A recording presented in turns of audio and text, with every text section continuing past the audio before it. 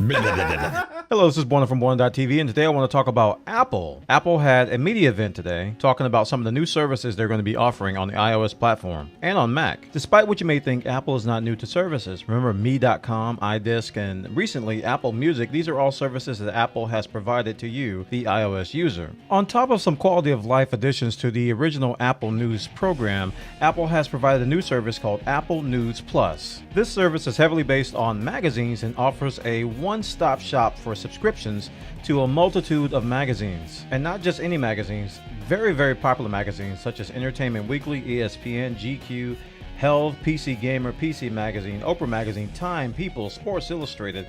All these are available on Apple News Plus. In addition to the magazines, you also get digital publications such as the Wall Street Journal, the Los Angeles Times, and the Toronto Star, which is Canada's largest daily newspaper. Apple News Plus launches today and costs $9.99 in the US and $12.99 in Canada. It'll be available in other countries in the future. The next thing Apple announced was some improvements to Apple Pay, namely the Apple Card. This is a digital credit card that Apple is now providing via Goldman Sachs. It's going to be a MasterCard card, and it will be stored digitally into your wallet app. One of the unique things about this card is that it generates a new security code every time you make a purchase, and you don't need to have a CVV, a signature, a credit card number, or anything. The physical card is titanium, does not contain a credit card number, CVV, or signature. It simply has your name and a chip. Details on what you're purchasing is stored locally to prevent any ad targeting. Apple offers a very attractive 2% cashback reward and 3% cashback reward for Apple purchases that's paid daily into your Apple Pay account, which is actual cash. On top of that, Apple claims that they won't have any late fees or increased interest rates for late payments. No details were shared on what is actually done, so we'll have to wait and see.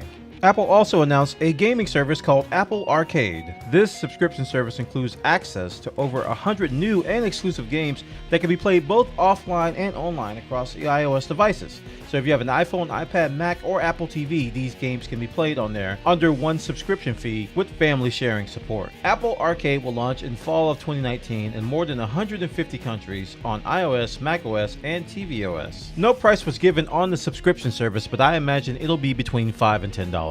The last thing Apple announced was an update to the Apple TV. They added a channel service which allows you to customize your Apple TV experience with custom channels such as HBO, Showtime, and other programming that you may be paying for such as Hulu and other online services. Apple also announced a new service called Apple TV Plus. This service is aiming to provide original content from megastars such as Oprah Winfrey, Reese Witherspoon, Steven Spielberg, Jason Momoa, Steve Carell, Alfre Woodard, and more. All in all, it seems like direct competition to other providers such as Hulu, Netflix, YouTube TV, and Amazon Prime. Overall, I think it's a solid offering, especially if you already exist in the iOS ecosystem. While some of this may seem most of the same, I think the magazines from Apple News and the original content on Apple TV may separate Apple from its competitors. While the competitors are offering their own original content, Apple seems to have gone really hard on getting some really big names to make this stuff. The video game service Apple Arcade may be a hard sell to most consumers, but overall I think people will enjoy it. Apple Card sounds too good to be true, and usually when it's too good to be true, it probably is. So we're going to be waiting on details to see what's going on with all those fees and everything.